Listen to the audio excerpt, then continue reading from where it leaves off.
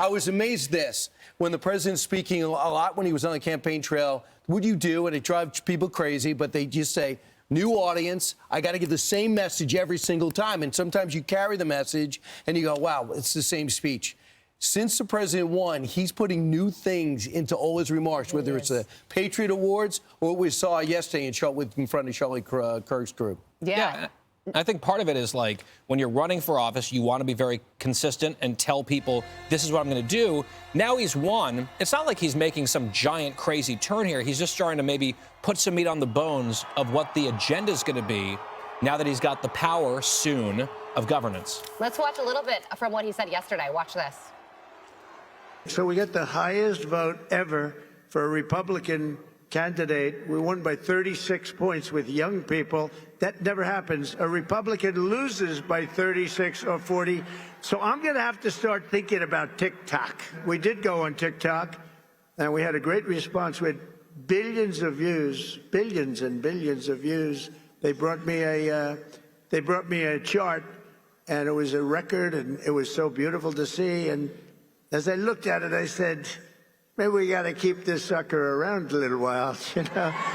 On my first day back in the Oval Office, I will sign a historic slate of executive orders to close our border to illegal aliens and stop the invasion of our country. And on that same day, we will begin the largest deportation operation in American history, and we will create the new Department of Government Efficiency headed by Elon Musk. And no, he's not taking the presidency. I like having smart people. You know, they're on a new kick. Russia, Russia, Russia, Ukraine, Ukraine, Ukraine, all the different hoaxes. And the new one is, President Trump has ceded the presidency to Elon Musk. No, that's not happening. But Elon's done an amazing job. Isn't it nice to have smart people that we can rely on? But no, he's not going to be president, that I can tell you. And I'm safe. You know why? He can't be. He wasn't born in this country. Has anyone ever heard of the Panama Canal? Huh? Because we're being ripped off at the Panama Canal like we're being ripped off everywhere else. When President Jimmy Carter foolishly gave it away for $1. During his term in office, it was solely for Panama to manage and not for China or any other country to manage. It was given to Panama and to the people of Panama, but it has provisions. You got to treat us fairly, and they haven't treated us fairly. If the principles, both moral and legal, of this magnanimous gesture of giving are not followed, then we will demand that the Panama Canal be returned to the United States of America in full, quickly, and without question. So those are some of the things I was talking about. So he's talking about an Iron Dome for the country. I want Greenland from Denmark. And by the way, I want the Panama Canal. So I asked the brain room about the Panama Canal. They say there's no proof that China owns any portion of it.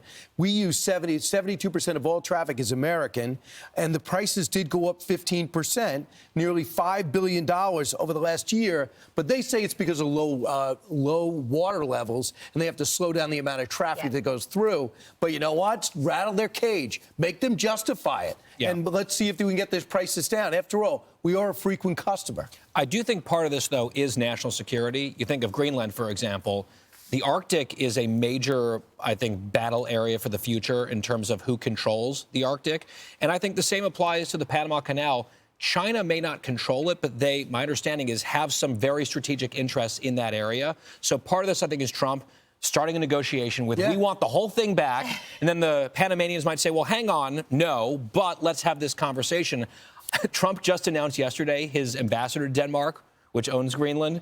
Can you imagine having that job now, or being the ambassador to Panama? You're going to have a busy opening few weeks here. I think it's one of the PayPal mafia. It's Ken Howry, ambassador to Denmark. So I think he's probably like, good, I want something to do. I'm sure he put that person there with this exact thing in mind, because he posted on True Social, for purposes of national security and freedom through the world, the United States of America feels that the ownership and control of Greenland is an absolute necessity. This is something that he brought up during his first term in office in Denmark, which, I mean, Greenland is a sovereign nation, but under the Kingdom of Denmark's authority, I guess. Sovereignty, they're within that kingdom. It's an autonomous nation. Yes. Anyway, Donald Trump was mocked for saying it, but he clearly has a plan for why he wants to control Greenland or take it under the United States' umbrella. And one of the things I'm just pure speculation here is he is talking a lot about how to get criminal illegal immigrants out of our country.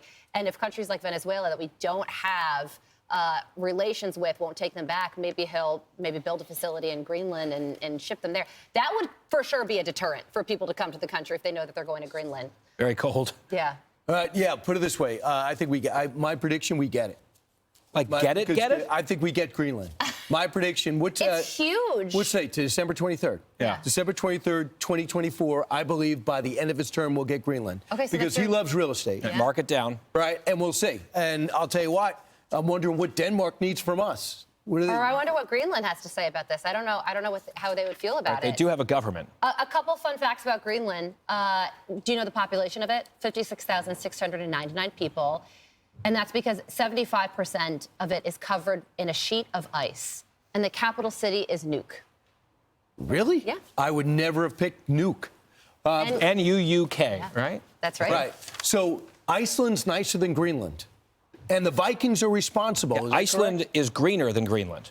Which is weird. Greenland is icier than Iceland. The way I learned it, and a lot of times things don't come out correct, but I remember people told me that the Vikings looking to throw off visitors would name Iceland so no one would come, it's nice, and they named Greenland. I think that's probably true. Like a psychological thing. Fran Tarkington of the Vikings or somebody? Get the brain room. Where's Leif Erikson when you need him? I know. Or at least, yeah. I know. I would say. I bet you there's truth to that.